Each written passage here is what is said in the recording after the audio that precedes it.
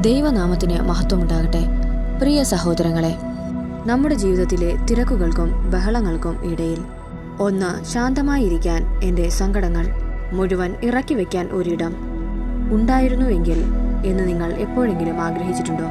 നിങ്ങളുടെ ചിന്തകൾ ശാന്തമാകുന്ന, നിങ്ങളുടെ മുറിവേറ്റ ഹൃദയത്തിന് യഥാർത്ഥ സമാധാനം ലഭിക്കുന്ന ഒരിടം ഈ ഭൂമിയിലുണ്ട് എന്ന് പറഞ്ഞാൽ നിങ്ങൾ വിശ്വസിക്കുമോ? അതൊരു സ്വപ്നലോകമല്ല സഹോദരങ്ങളെ, അത് നമ്മുടെ പള്ളികളിലുള്ള ദിവ്യകാരുണ്യ സന്നിധിയാണ്. നിങ്ങളെയും കാത്ത് സാക്ഷാൽ ഈശോ അവിടെ വസിക്കുന്നുണ്ട്. ദിവ്യകാരുണ്യ ആരാധന എന്ന് പറയുന്നത് വെറുമൊരു ഭക്തി പ്രകടനമല്ല, അല്ലെങ്കിൽ ഭക്തരായ കുറച്ചുപേർക്ക് മാത്രം ചെയ്യാനുള്ള കാര്യമോ അല്ല, മറിച്ച് ജീവിക്കുന്ന ക്രിസ്തുവുമായുള്ള വളരെ വ്യക്തിപരമായുള്ള ഒരു കൂടിക്കാഴ്ചയാണ്. നിങ്ങളുടെ സകല മുറിവുകളും ഉണങ്ങുന്ന സമയമാണിത്. എന്നാൽ പലർക്കും ദിവ്യകാരുണ്യ ആരാധനയുടെ യഥാർത്ഥ വില അറിയില്ല. മണിക്കൂറുകളോളം പള്ളിയിലിരുന്നിട്ടും ഒരു സമാധാനവും ലഭിക്കാതെ അവർ തിരികെ പോകുന്നു. ഇതിനു കാരണം ആരാധനയിൽ നാം ചെയ്യുന്ന ചില വലിയ തെറ്റുകളാണ്. ദിവ്യകാരുണ്യ ആരാധനയിൽ എങ്ങനെയാണ് ശരിയായ രീതിയിൽ ചെയ്യേണ്ടതെന്നും നാം ഒഴിവാക്കേണ്ട അബദ്ധങ്ങൾ എന്തൊക്കെയാണെന്നും ബൈബിളിൻ്റെ വെളിച്ചത്തിൽ ഇന്ന് ഞാൻ നിങ്ങൾക്ക് വെളിപ്പെടുത്തി തരാം. നിങ്ങളുടെ പ്രാർത്ഥനാ ജീവിതത്തെ പൂർണ്ണമായും സ്വർഗീയമാക്കാൻ ഈ വീഡിയോ മുഴുവനായും ശ്രദ്ധയോടെ കേൾക്കുക. ഈ വലിയ ആത്മീയ സത്യങ്ങളിലേക്ക് കടക്കുന്നതിന് മുൻപ് തങ്ങളുടെ സകല പാപങ്ങളും ദിവ്യകാരുണ്യ നാഥൻ്റെ കാൽക്കൽ ഇറക്കി വെച്ച് ആ സ്വർഗീയ സമാധാനം അനുഭവിക്കാൻ ആഗ്രഹിക്കുന്ന സകലരും താഴെ കമൻറ്റ് ബോക്സിൽ വലിയൊരു വിശ്വാസത്തോടെ ഇപ്രകാരം ഒന്ന് എഴുതുക: ദിവ്യകാരുണ്യ നാഥനായ ഈശോയെ, അവിടുത്തെ തിരുസന്നിധിയിൽ എനിക്ക് വിശ്രമം നൽകണമേ. നിങ്ങളുടെ ഈ പ്രാർത്ഥന ഈശോയുടെ ഹൃദയത്തിലേക്ക് നിങ്ങളെ അടുപ്പിക്കുന്ന വലിയൊരു വാതിലായി മാറട്ടെ. ഒന്നാമതായി നാം ആരുടെ മുൻപിലാണ് പോയി ഇരിക്കുന്നത് എന്ന് നോക്കാം.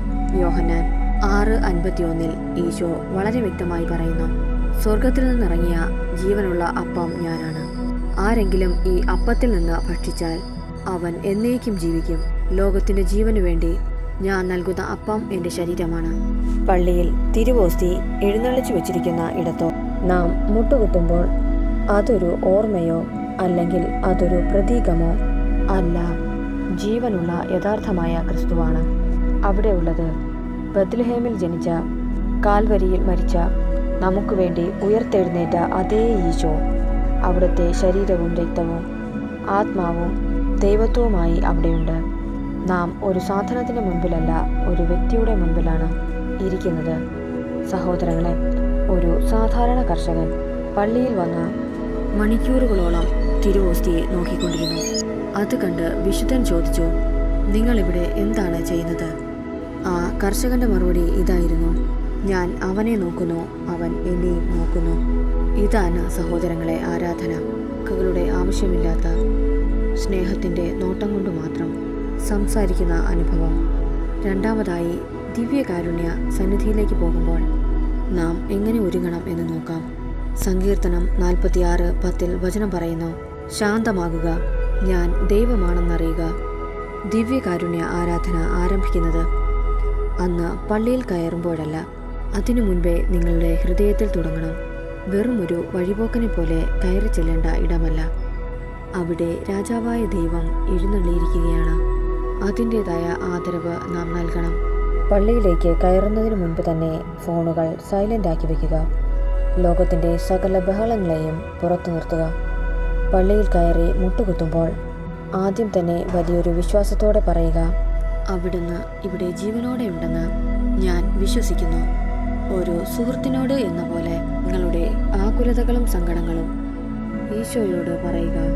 ചില സമയങ്ങളിൽ വചനം വായിക്കാം, അല്ലെങ്കിൽ കണ്ണുകളടച്ച് ഈശോയുടെ സ്നേഹം നിശബ്ദമായി ആസ്വദിച്ചു കൊണ്ടിരിക്കാം. മൂന്നാമതായി, ആരാധനാ സമയത്ത് നാം ചെയ്യുന്ന അബദ്ധങ്ങൾ എന്തൊക്കെയാണെന്ന് നോക്കാം. വചനം വളരെ വ്യക്തമായി നൽകുന്ന താക്കീത് ഇതാണ്: ദേവാലയത്തിലേക്ക് പോകുമ്പോൾ സൂക്ഷ്മത ഉള്ളവനായിരിക്കുക. ശ്രദ്ധിച്ചു കേൾക്കാൻ അടുത്ത് ചെല്ലുന്നതാണ് വിഡ്ഢിയുടെ ബലിയർപ്പണത്തേക്കാൾ ഉത്തമം. തങ്ങൾ തിന്മയാണ് പ്രവർത്തിക്കുന്നതെന്ന് ഭോഷന്മാർ അറിയുന്നില്ല. പലരും ദിവ്യകാരുണ്യ സന്നിധിയിൽ വെച്ച് ചെയ്യുന്ന ഏറ്റവും വലിയ തെറ്റ് അവരുടെ മൊബൈൽ ഫോൺ ഉപയോഗിക്കുക എന്നതാണ്. സാക്ഷാൽ ദൈവം മുൻപിലിരിക്കുമ്പോൾ നിങ്ങൾ സോഷ്യൽ മീഡിയയിലും വാട്സാപ്പിലും നോക്കിയിരുന്നാൽ അതിനേക്കാൾ വലിയ അനാദരവ് വേറെയുണ്ടോ? മറ്റു ചിലർ പള്ളിയിൽ വന്ന് തങ്ങളുടെ സുഹൃത്തുക്കളുമായി സംസാരിച്ചിരിക്കുന്നു. ഇതൊക്കെ വലിയ ആത്മീയ തകർച്ചയാണ് ഉണ്ടാക്കുന്നത്. മറ്റൊരു തെറ്റ് പ്രാർത്ഥിക്കാൻ പോകുമ്പോൾ ഇടതടവില്ലാതെ നാം മാത്രം സംസാരിക്കുന്നു എന്നതാണ്. നിങ്ങളുടെ ആവശ്യങ്ങളുടെ വലിയൊരു ലിസ്റ്റ് ഈശോയുടെ മുൻപിൽ വെച്ചുകൊടുത്ത ശേഷം നിങ്ങൾ തിരികെ പോരുന്നു. ഈശോയ്ക്ക് നിങ്ങളോട് എന്തെങ്കിലും പറയാനുണ്ടോ എന്ന് കേൾക്കാൻ നിങ്ങൾ ശ്രമിക്കുന്നില്ല. കേവലം ഒരു കടമ തീർക്കാൻ വേണ്ടിയോ നിർബന്ധം കൊണ്ടോ ആരാധനയ്ക്ക് പോകരുത്. നാലാമതായി, ഈശോയുടെ മുൻപിൽ സമയം ചിലവഴിക്കുമ്പോൾ നമുക്ക് എന്ത് ലഭിക്കുമെന്ന് നോക്കാം. മത്തായി 11:28 മുതൽ 29 വരെയുള്ള വാക്യങ്ങൾ.